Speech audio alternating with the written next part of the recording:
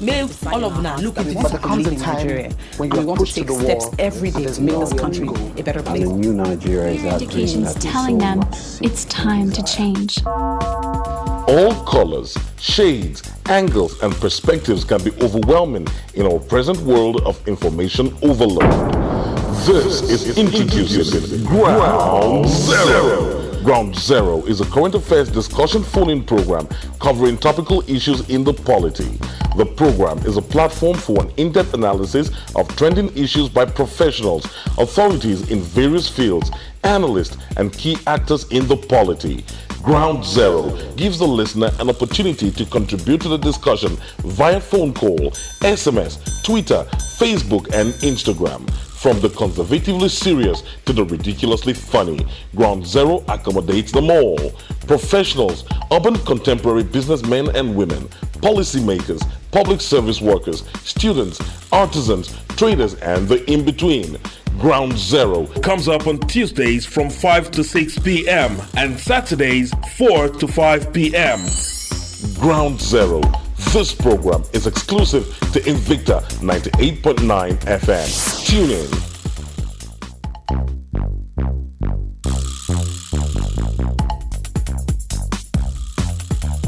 It's another lovely Saturday evening, and you're right tuned to Invicta 98.9 FM. And it's time for your Never Dull Moment program on radio, the program where we bring up topical issues in the polity, and together with analysts in-house and outside, we try to make sense out of some of these issues that may not really sound sensible to some persons. But one thing that I can assure you is that at the end of every program, everybody goes home happier or better informed or enlightened. And today on the program, we just have one issue that we'll be looking at, and it's been something that's been lingering for so long, and it's about time that we put a stop to it. And I'm talking about the Southern Kaduna insecurity. We'll be looking at matters arising and, of course, providing solutions and bringing everybody in.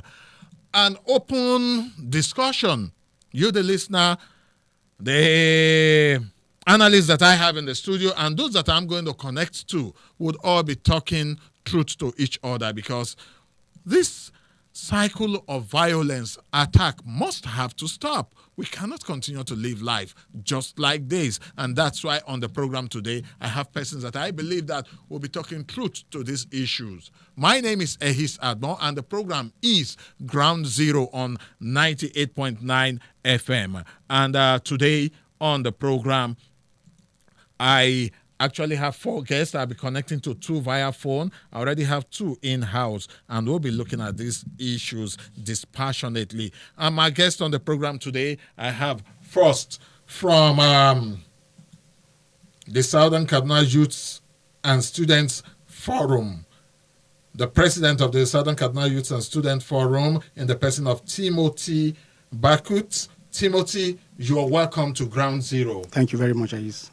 All right. And I also have with me in the studio a media consultant and a public affairs commentator in the person of Zwaho Yanwedi. Zwaho, you are welcome to Ground Zero. Thank you very much, Ehis. Okay. And I'll be connecting to both Musa Bala and Eddie Ochibo via the phone. Musa Bala was actually on his way, but he is cut off. And we'll connect to him also. And Musa Bala is a political scientist and a public affairs commentator. So, Musa Bala, yes, we'll be connecting to him now, and also connecting to Eddie Ochibo. Is Musa Bala connected now? Okay. Yes, and on the program, okay, we have Musa Bala connected. Musa Bala, good evening. Musa Bala, yes, good evening, Musa Bala. All right, good evening. How are you today? Okay. I would have loved you to be in the studio, because some days ago there was an intellectual exchange between you and Emmanuel Zwahu, it would have been a platform for you to look at each other eyeball to eyeball and talk about this issue. But not to worry, thank God for technology. We can still do that with technology. So Musa Bala, you just hold the line while I connect to Eddie Ochigbo. And Eddie Ochigbo would also be joining us via the phone. Okay, while we are trying to connect to Eddie Ochigbo, let's just move on with our talk. Today on the program, you, the listener, can also add your voice to it, like always, by going to our various social. Hello, Eddie Ochigbo, are you with me? Eddie. Hello. Good evening, Eddie. Eddie Ochigbo, can you hear us? Hello. Hello, Eddie. Are you with us? Hello, Eddie. Eddie Ochigbo. Okay, we will still try to sort that out. Yes, how are you? Hello, I'm with you. With you. Okay, Musa Bala is with us. Eddie Ochigbo, are you with us? Yes, I'm on. All right, thank you so much. We already have Eddie Ochigbo and Musa Bala all connected to us. All right, you, the listener, can go to the Invicta FM Facebook page at Invicta FM Kaduna, where you can watch the video of what is happening in the studio and also follow the conversation as we are doing a live stream on Facebook at Invicta FM Kaduna. And for Twitter, you can go to at Invicta FM 989 on Twitter and also add your voice. Remember to hashtag it Ground 0989 so we know that your comment is meant for this program. Of course, you can go to the program specific Twitter handle at Ground 0989. At Ground 0989. Of course, you know you can listen to us from anywhere in the world by downloading the Invicta FM app on Google Play Store, or you go to the Invicta FM website where you just click on the media player there and you listen to us from anywhere in the world. All right, thank God we are back, and let's go straight into talking about it. The Southern Kaduna insecurity has been on for so long that many of us can't even remember when it all started. But over the years, there have been some white papers, some committees set up and all of that. The outcome of all of this, we do not know if the government has implemented or even followed it. All that I can remember is that at some point, there was a certain Zamani Lekwat that was said to have been involved in it and during the military era and was to have been hung. But that, I would say, has gone with the military, and we are in a new era. There have been several other committees that have been set up because this issue is becoming recurring. But in recent times, it's gaining a new dimension. And that dimension is something that many of us are absolutely not comfortable with. And because of that, we want to bring it to the fore in a very, very matured and civilized way. Let's talk about these issues. I know that all of my resource persons and those that will be contributing to the program today are all matured and civilized, and the things that can lead to escalating these issues will not be discussed, but rather we'll be looking at how we can actually provide a solution to these problem that has become a recurring decimal when you're talking about the Kaduna State equation. And that's talking about the Southern Kaduna security crisis, or the Southern Kaduna insecurity and the matters arising. And let's start from Zwahu Yanwede. I'd like you to give us some background on all of this so that for those that are listening in, let them have an idea of what this whole crisis is all about. Go as far back as you possibly can. Okay, thank you very much, Ahiz, for having me. You're welcome. First of all, I don't know whether I'll be able to give a very good background to this crisis because, honestly speaking, I have been thinking, and it's whatever I'm saying here is not very conclusive. It's also it's my thoughts in progress. Okay, yeah. Because what I see going around is people trying to conflate a lot of things together. Okay. I used to be a columnist, a newspaper columnist on Blueprint. I wrote for years on Blueprint newspaper. And I remember this Fulani issue. I wrote about 6 or 7 installments on it continually. Okay? And it sprang from the happenings in southern Kaduna from around probably 2012, there about 2012, 2013. Yeah, around that time, I started talking. In fact, I was one of the very first commentators on this issue on national newspaper to mention it very specifically. Look, we are talking about the Fulani people. Now, people are saying that we are ethnicizing the crisis or whatever. At that time, I remember what many people said. But no, it's just the way things happened to pan out. So, will I simply look at it as part of the historical crisis in southern Kaduna? Or this is a new thing that came in, but then kind of, how do they call it, in that budded itself in agricultural science, when a plant is taken, a shoot is taken and budded onto a parent. Symbiotic relationship? No, yeah, well, it budded upon an already existing, yeah. And then it has taken it a life of its own. But if you want to talk about the crisis generally between what we want to refer to as Southern Kaduna and or between the Southern Kaduna peoples and what we want to refer to as the Hausa Fulani, peoples also. Okay, it's far back, even before the Fulani came into the equation. Okay, because before the Usman Danfodio jihad, we had the Hausa city states, the Queen Aminas and all that.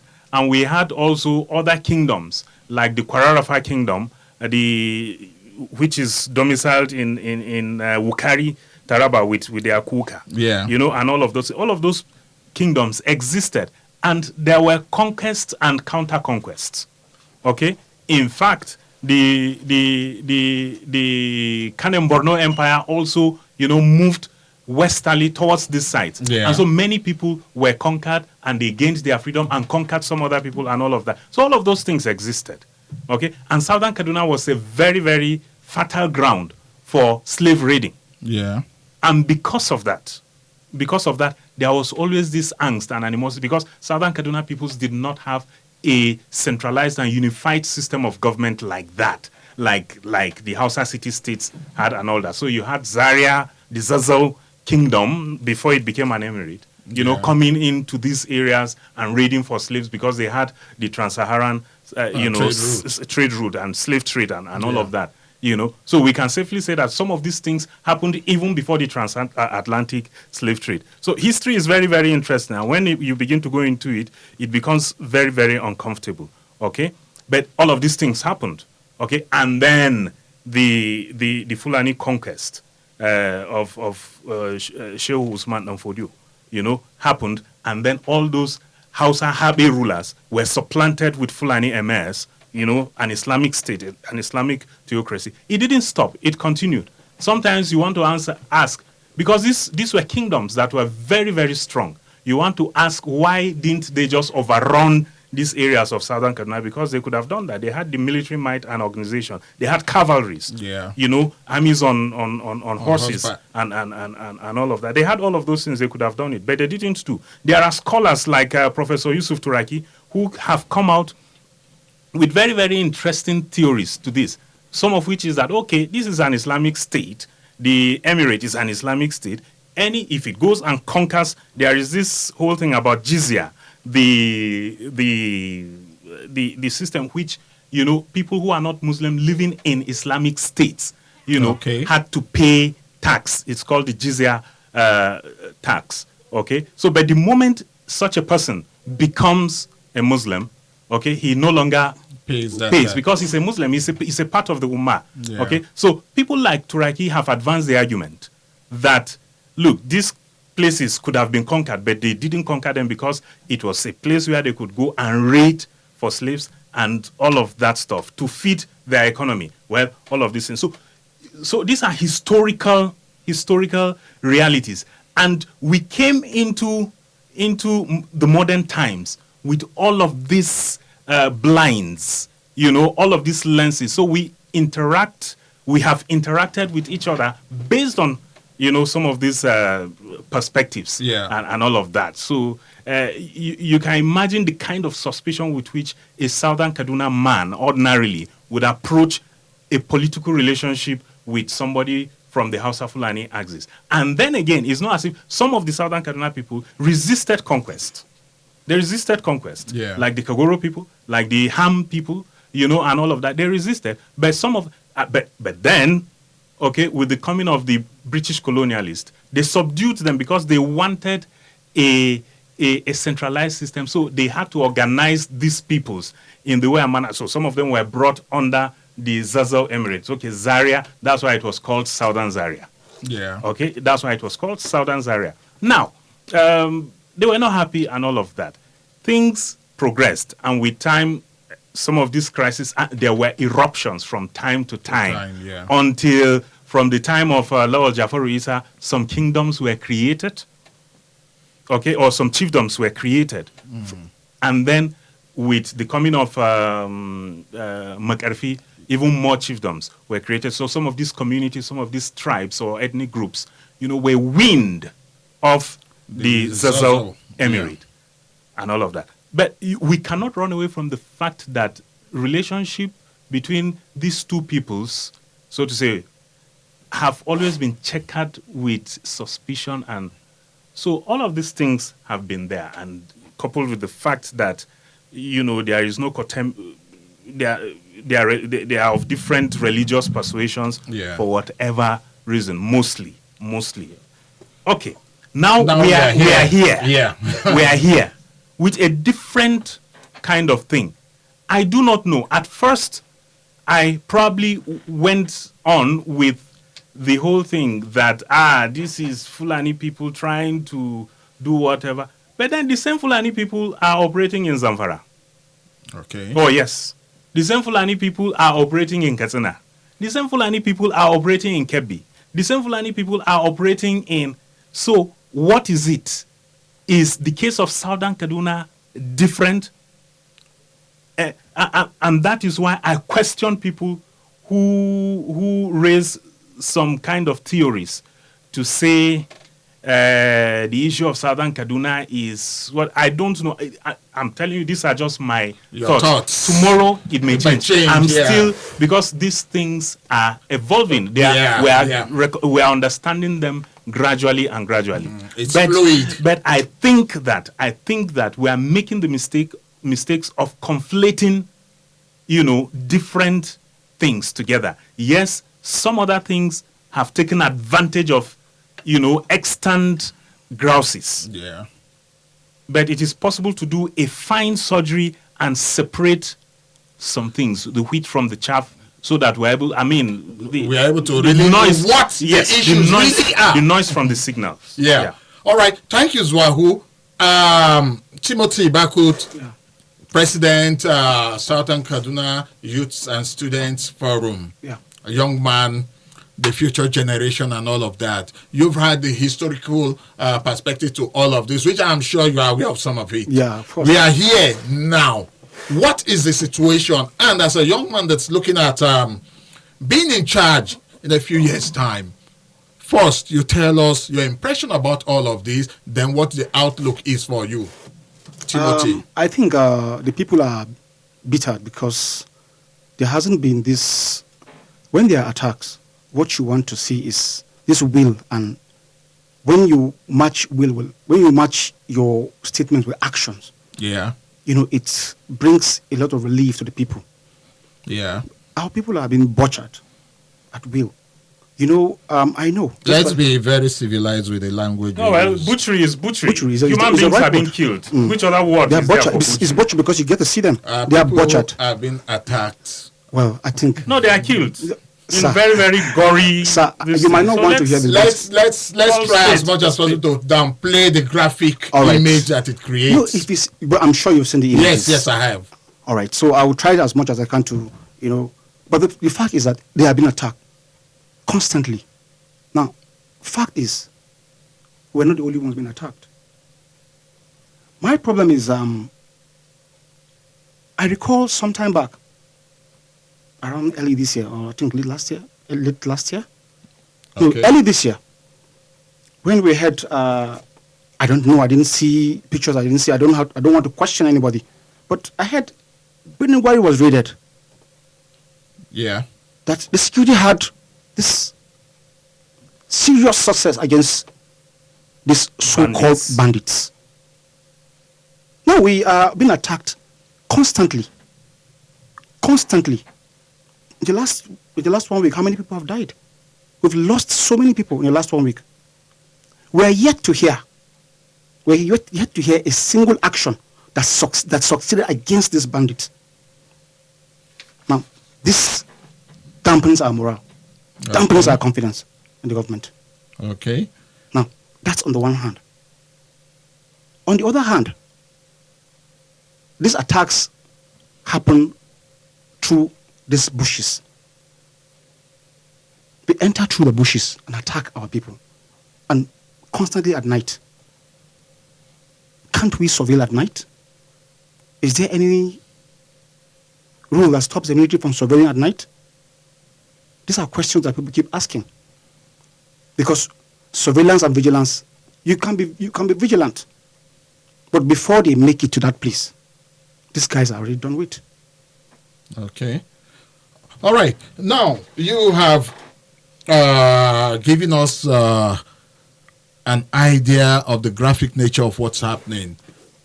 Now, let's look at, as a young person, because there's a particular proverb from the Southwest where it said that both the young and the old has wisdom to contribute to development of a society. Yeah. Now, as a young man, what do you see as a way out of this? Because, of course, we cannot allow this to be the new norm. No, it can't be. Okay.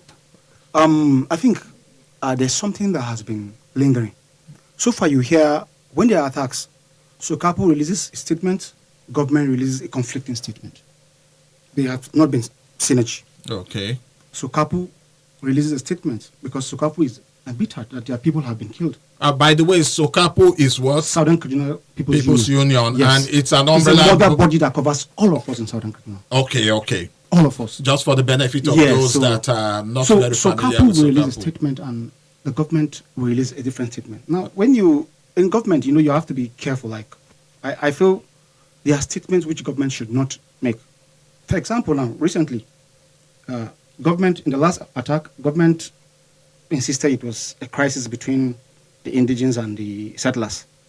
Now, I'm seeing a U-turn where they say it's bandits, that we are coloring, our people are coloring the bandit attack to look like. Now, you have accused us of crisis between our people. Now, you're trying to sound like we are. Okay, what are your expectations? What kind of statements are you expecting from the government? Now, to start with, I think government has to, like, in fact, in proffering the solutions, like I was talking, government must come down off their high horses. They must come off their high horses and sit down with these people. Now, the Southern Kaduna people listen to SOCAPO and youth groups like us. Yeah. You must come off your high horses and sit down and see how we can work out modalities to secure the lives of our people. Okay. The government said they don't recognize SOCAPO. Now, if you don't recognize SOCAPO, how do you work with them? Their people are being killed. Okay, you are you are saying now that the government needs to sit down Yes, and with synergize. SOCAPO and other groups in those areas. I want to, because if you simply say sit down with SOCAPO, it's as if SOCAPO or the ethnic nationalities in Southern Kaduna are on the one side fighting some other person on the other side, in which case it is not going to be between government and SOCAPO alone. It is going to be between government and whoever such other person is. Except if there is some other person that we know. And this is lending credence to people who are saying that it is killings, revenge killings, counter revenge killings, and all of that. And we are hearing killings, counter killings, and then we are hearing again bandits. And all of that. So nobody has really seen these bandits. You understand? So it is difficult for anybody to want to say sit with Southern Kaduna. It's necessary. I've not delivered. Let him land. I have not then we'll come to you. Okay. Yeah. Now, it's not just sitting, because when you sit with these people, now we've been developing blueprints on where, because our people have been attacked. Yeah. We have been attacked constantly. Now, people have been working. We've been working around the clock to see what we can do. Now, there's this idea that kept flying, defend yourself. Yes. But the most important thing for us as a people is, first of all, when we sit down, let's meet at a confluence. Let's meet at a point where we can, together with government, not like we giving government an idea to go and do, what to go and do to our people. But we are saying, as a people, we sit down together with government, agree on modalities. Intelligence gathering, like I remember, when the case of Boko Haram grew to its highest point, they sat down with hunters. There was this surveillance. The security forces had to interact with the locals. They aided them with intelligence, and they succeeded because there was success in the process. So you have to sit down with the people first and see what do you do to work collectively as a people. Okay, let me now bring Musa Bala on. Musa Bala, are you with me? Yes, I'm with you. All right, now, I'd like you to give me your own perspective of all of this, because primarily I can also say that you're Southern Kaduna because you're from Kajuru. That I know. So talk to us. Okay. Good evening, listeners all over the world. Good evening, your guests in the studio. Thank you very much. Good evening. Let me start by condoling the family of those that lost their loved ones for the past 40 years to date due to avoidable crisis that has been taking place in Southern Kaduna. One of your guests made a statement recently, which is called Settlers Indigenous Slogan. I think this is the genesis of the problem in Southern Kaduna entirely. Because up to this moment, some people made it to consider themselves indigenous and consider other people settlers in Southern Kaduna area. Okay. Of recent, the history that has been said by one of your guests is okay, but majority of the people that are living today are more concerned about the incessant killing. They said that they were being killed. True. But the question is that, are they not killing other people, of which they have not mentioned of that? And I want to boldly say that the federal government is right. The federal government did not just come out and say that revenge killing is what is making this crisis to end, which is true. They know it. They are sitting there before you. I wish I'm in the studio to prove more fact to them. Communities attack communities and the other communities attack communities. The first major attack that is known of recent is the attack in Zangon Kataf during Babangida administration. Okay. Almost the entire town had been ravaged. What do you call that attack? The problem of Southern Kaduna people is not only with the Fulanis, but with the Hausas, because the Hausas too are considered as settlers. So long you have this kind of notion in your mind, it will never end in recent time. Of recent 2011, the genocide that took place in Zonkwa, what do you call that? More than 1,000 people were massacred there. Did you consider that an issue to be considered? I can authoritatively tell you that in Kajuru local government, apart from the crisis with the Fulanis, what about the people of Kasomageni? Are they Fulanis? I can remember quite vividly during the Balarebo Musa. That was when the Hausa communities were surrounded and attacked in Kasomageni. Me and you guys in the studio, We cannot afford to allow our children to inherit what is going on there. Politicians have been using this crisis to advance their interest. And I don't know why, even in 2020, we consider some people settlers. What do you mean? Apart from the fact that the federal constitution says that every Nigerian is free to live anywhere he so wish. Okay. Sorry, I like, you know. No, you're not the moderator. Let the moderator ask me a question. I have the liberty to be able to say Yes. something. Let's engage ourselves. To engage. Yeah. Okay. Yeah. If we talk about settler or whatever, the Constitution of the Federal Republic of Nigeria says that everybody is a citizen everywhere in Nigeria. Okay? Everybody is a citizen everywhere in Nigeria, and such a person, it is possible for him to live his life in the way he so pleases, in as much as he does not violate the laws and the Constitution of the Federal Republic of Nigeria, and does not violate the rights of some other person. Of course. Okay? Now, if that is so, let it be so across board. That is what people are talking about. Let it be so across board. Yeah. Only a few, whether we like it or not, in some parts of this country, some people are considered settlers. So if some people are considered settlers in some other parts of this country, and then some people will not say that other people have the right to consider some other people settlers in their own parts, that doesn't make it right. It doesn't make it right. But if we want to do something, we should do it across board. Let me give you an example, a very recent example. Okay. Okay. Just within this week or last week, in Zaria, Sabongeri local government, they went after all drinking pubs in town and destroyed it. Who destroyed it? I hear that it is the local government chairman. Okay. Why did he do that?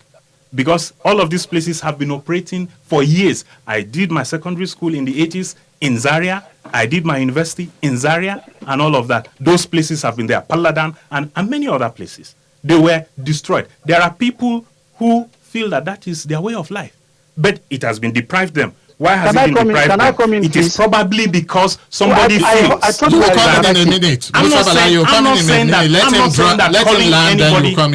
saying that calling anybody a settler is right. It is wrong because all of us are citizens. But wherever we find ourselves, let us be settlers or let us be citizens on an equal basis. Across board. Across board. All right, Musa Bala, you may wish to respond. Exactly. He wanted to equate government policy with some people who are not who don't have mandate decisions. What is taking place in Southern Kaduna is never a government policy, but it's a decision of some people. There are Southern Kaduna people who were born in Zaria. They have never known anything except Zaria. I have my cousins who were born in Zaria. Up till today, they cannot claim Sabongeri local government or Zaria local government. Just wait a minute. Let Musa Bala land, then he will. But they are living a peaceful life in Zaria. Will they be allowed to slaughter pigs comfortably and do whatever they want to do? Let me talk. Okay, Musa Bala. There is no because everybody's culture is legitimate. So I will let Musa Bala land, then you would have the floor. There is no history where any person from Southern Kaduna is harassed in Zaria or in Kaduna because he is considered as a settler. Your opportunity to participate in an election is different. The basic goal of House of Fulani in Southern Kaduna is not to compete with anybody in terms of political offices, but to live their normal life. If my great-grandfather was born there, and now today, after more than 300-400 years, somebody is telling me I'm a settler, I think it's a joke. It cannot continue that way. So nobody ever contests any position. In fact, if not of recent, the entire people in Southern Kaduna that consider themselves as indigenous, they are the ones that have all the elected positions, sometimes all the appointed positions. It's just of recent that Kabir Mato was made a commissioner. But you've been taking all these things. In fact, when you look at Sokafu, you have never ever seen a Hausa man or Fulani man there or a Muslim, not until there was a protest against that. Because you cannot call that organization Southern Kaduna Union of People, but rather you better call it some ethnicity or some group representing some ethnic groups. All right. See, the way I'm talking, it's coming because I'm just thinking. I'm just using logic.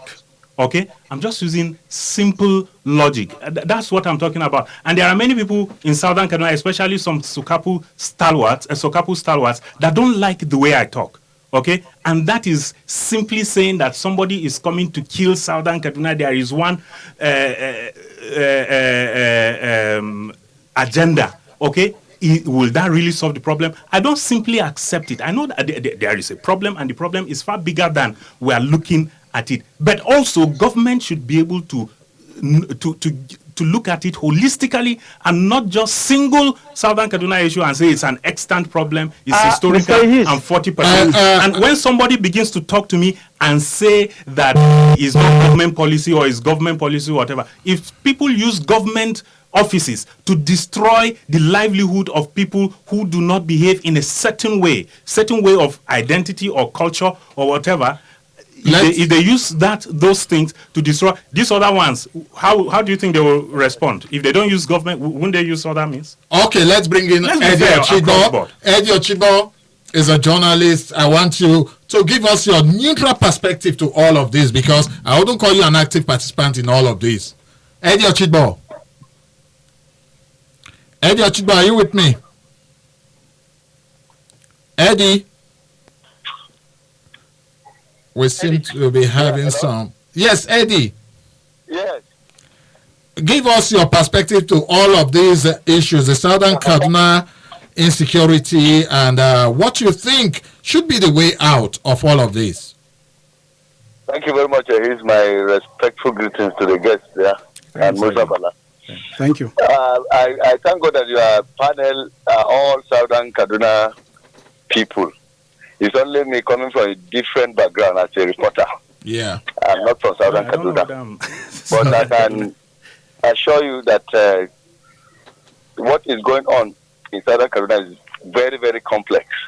And this is against the background that about 27 years ago, that is during the Babangida regime, which somebody referred to, my first cover for Hotline magazine, if I remember, was on that Zangu Kat of crisis. I was almost killed in Jankasa. I can't remember the name now. Yeah, Jankasa. So this thing has, festered. It has been there. There were white papers of Justice Kujo, white paper of Moazu. So many white papers have come. But the political will to actually say, okay, let us find a middle ground, bring the people together, and let us see what's actually wrong has been absent. And like somebody rightly said, the people, there's bloodletting, people are being killed on both sides, and yet politicians use it to feather their nests and use it to, get support from their own constituency.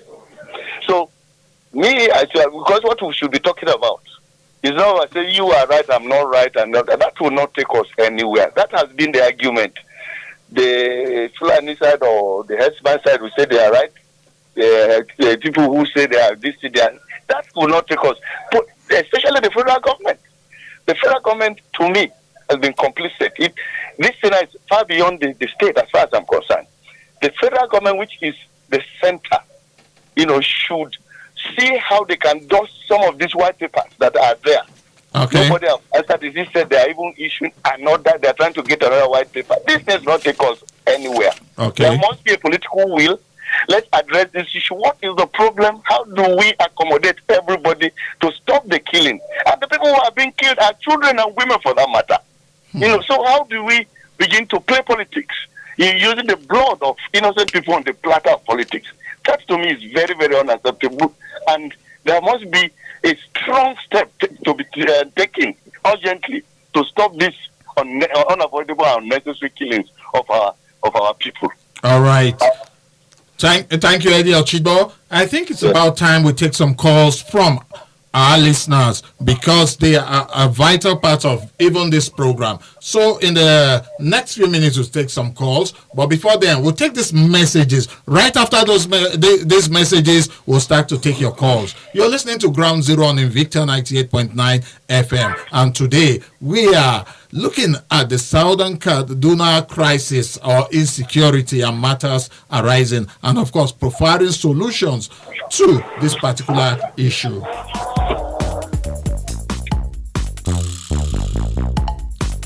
All right, welcome back from that commercial timeout. It's Ground Zero on Invicta 98.9 FM, looking at Southern Kaduna insecurity and how we can make this better.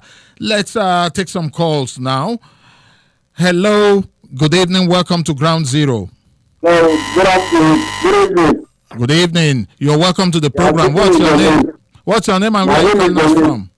My name is Jamil. I'm calling from Goshimisi. All right, Jamil. Quickly, let's have your take. Like always, we want it civilized and devoid of any profanity and insults. Go straight to the point, provide your solutions. All right.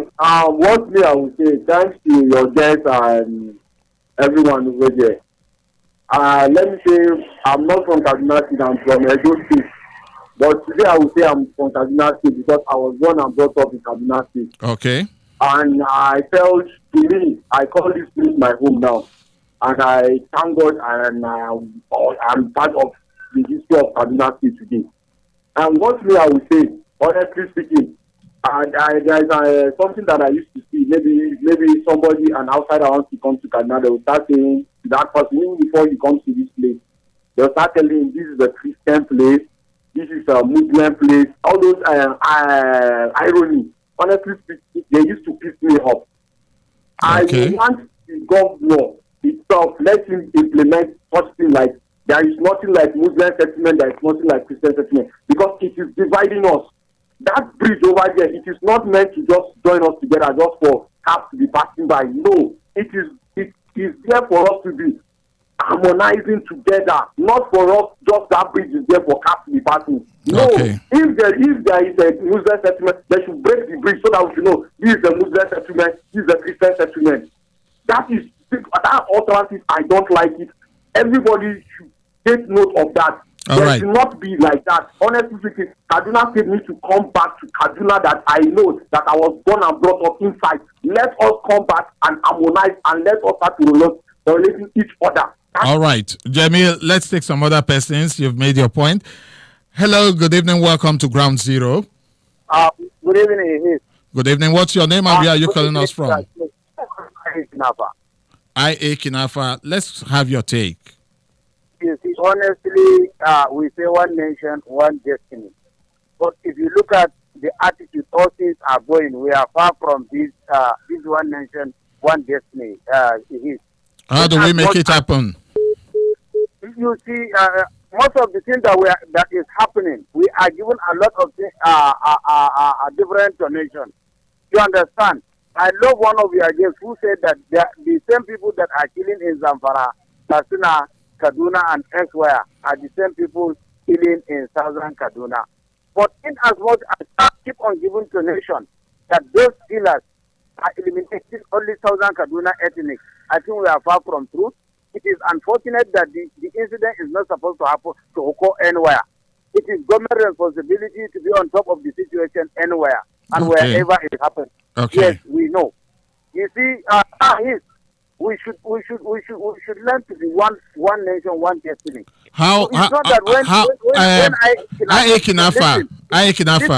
We are looking for solution. Provide a solution, please. The solution is what I want to tell you now. All right. The solution is what I want to tell you now. Okay. As much as people will speak from morning to evening, and I Kinafa would disagree because no matter the truth is saying, because it's the truth, I refuse. Or I Kinafa spoke from morning to evening, and you refuse because I Kinafa is speaking. We will never get the solution. What we should know is that whosoever that is speaking the truth, regardless of where the person he or she is from, we should accept it. And all hands must be on deck to eradicate this insecurity. Okay. Enough of this insecurity. The bandits are taking advantage of this division and keep killing and keep killing and keep killing. All so right. I think, please, all hands must be on deck to ensure that this killing is resolved. Remain blessed for giving me the opportunity to air my view. Thank you so much, Aye Kinafa. Hello, good evening. Hello, good evening. Hello, good evening, sir. Thank you very much for this very important topic. My name is Dango Abbas Martins Benjuma, and I'm calling from Barana, Kaduna. All right, quickly, let's have your take. I 1 minute. want to say that this topic is as sensitive as it is because it relates to the loss of lives and carnage that is ongoing in Kaduna State. But what I want to say is that the issue is about insecurity. It's not really an issue about peace and conflict. It's an issue of insecurity. There is no kind of correlation whatsoever that should allow for government to allow people to carry out wanton killings unabated. It is unfounded. The situation in southern Kaduna is a situation where homes, villages, communities are being attacked, and these people are usually defenseless. The governor of Kaduna State said something very remarkable during the lockdown address. He said that the people in that area have been very, very law abiding even around the COVID-19 lockdown.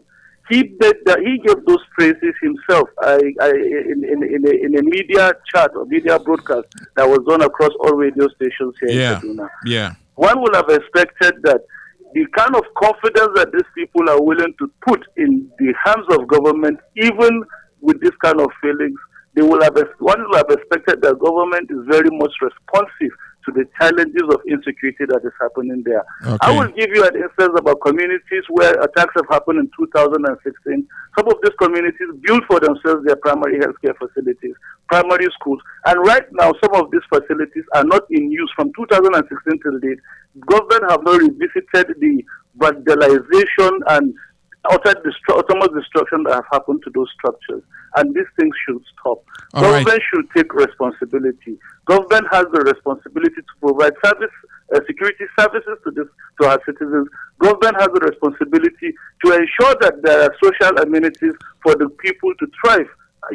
For their sociological advancement. All right. Most of the issues that are happening in we have to let you go. Southern Kaduna is an ungoverned space, and it is not true.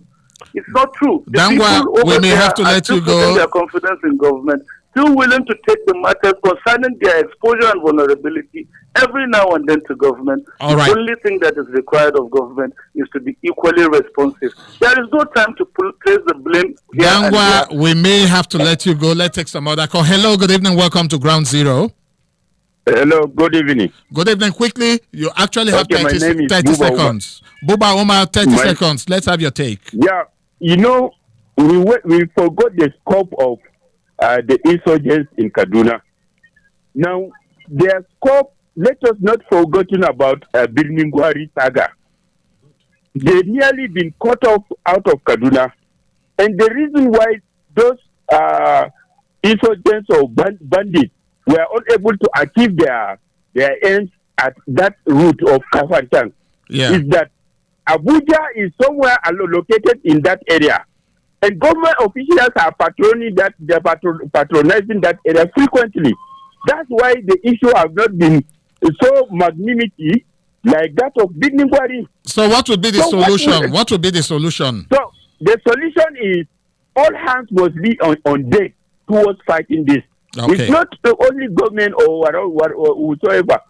All of us is the business of the day to fight this thing. Thank you very much, sir. All right, thank you so much. We'll come back to the studio now. We actually do not have much time. We'll just give our parting shots, and probably we'll have to organize another program where we can also talk about this. We may even take it virtual. All right, Timothy Bakut, what will be your parting shots before we leave the studio, as Musa Bala and Eddie Ochiba also gets ready for their parting shots? My parting shot is as usual as it has been said.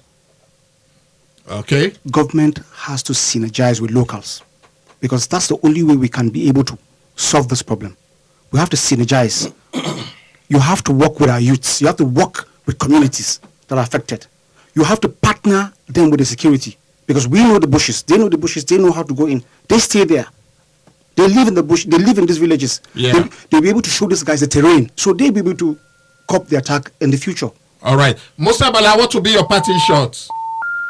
The line seemed to be... Musa Bala? Yes. Okay, what's going to be your parting shot? Okay, my parting little statement here is that every soul matters. We must be ready for peace. The gentleman in the studio there was born in Zaria, school in Zaria, and he lived a peaceful life.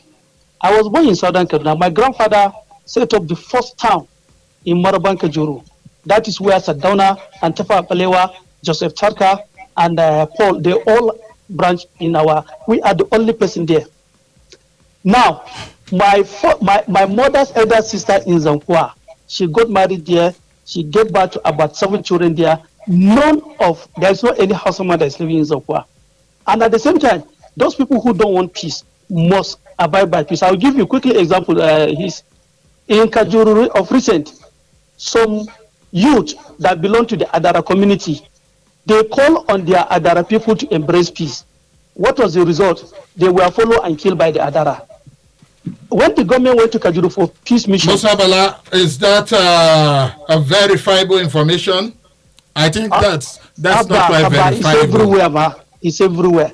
That's not quite verifiable. It's still under investigation and we are not sure. So let's move on to... Yes. When we embrace the truth, we find the way to solve our problems. Okay. When the Commissioner of Security was in Kajuru, he went for a peace mission.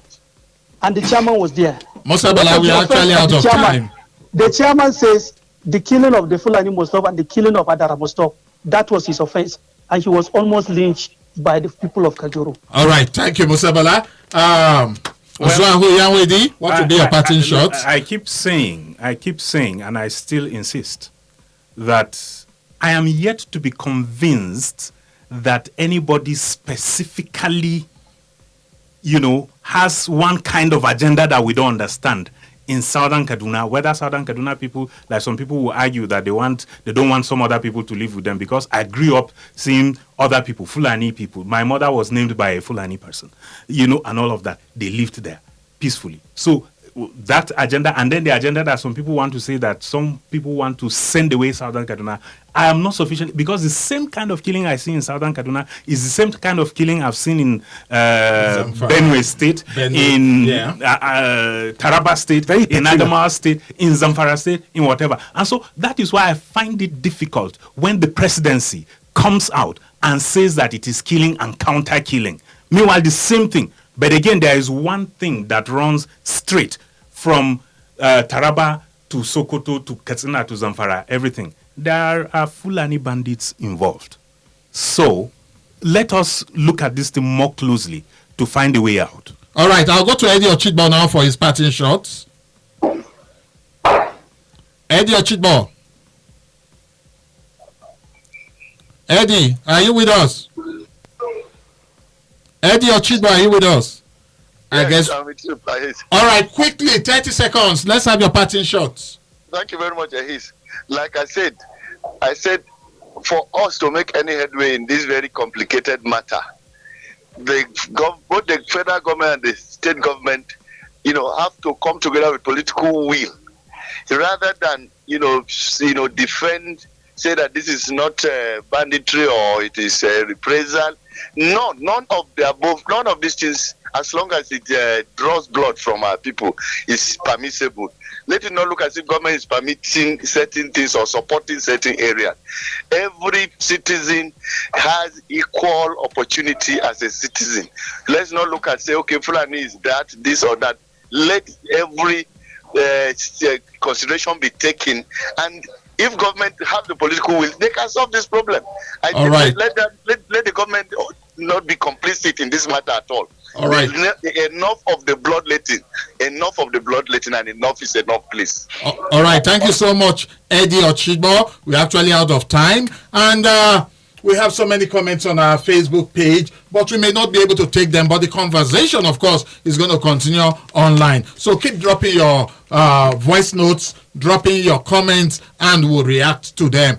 It's about the size of the program today. But before I go, I'd like to say a very big thank you to Timothy Bakut. He's the president, Southern Kaduna Youth and Student Forum. Timothy, thank you so much for having time to be on Ground Zero. Thank you very much for having me. All right. I also would like to appreciate Zwaho Yanwedi. He is a media consultant and a public affairs commentator. Zwaho, thank you so much for having time to be on Ground Zero.